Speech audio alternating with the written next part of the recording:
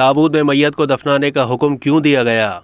मुफ्ती मुनीबुर रहमान से सवाल किया गया कि मैयत को ताबूत में दफन करने की बाबत शरई हुक्म क्या है।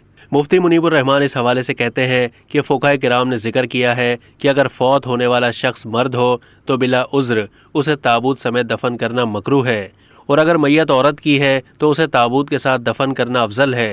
अल्लामा अलाउद्दीन रहमतुल्लाह अलैह फरमाते हैं, ज़रूरत व हाजत के वक्त मर्द मैयत के लिए ताबूत बनाने में हर्ज नहीं है, ख्वाह वो पत्थर का हो या लोहे का। हाजत से मुराद जैसे ज़मीन का नरम होना। इसी तरह अगर ज़मीन में पानी है या मैयत के आज़ा किसी हादसे के सबब मुंतशिर है तो उसे ताबूत में दफन किया जा सकता है।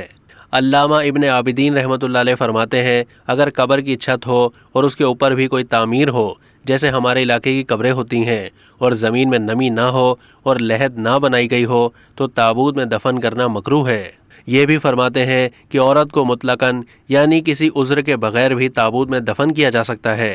हमारे मशाइख ने औरतों को ताबूत में दफन करने को मुस्तहसन करार दिया है, यानी अगर ज़मीन नरम भी ना हो, क्योंकि ये सत्र और कब्र में रखते वक्त मैयत को छूने से इज्तनाब का ज़रिया है। अगर खुदा न ख्वास्ता किसी हादसे या बारिश की कसरत या अचानक कब्र खोदे जाने के सबब मैयत ज़ाहिर हो जाए तो सत्र कायम रहेगा। अब तक के लिए इतना ही। मज़ीद मालूमात के लिए डेली जंग के यूट्यूब चैनल को सब्सक्राइब कीजिए।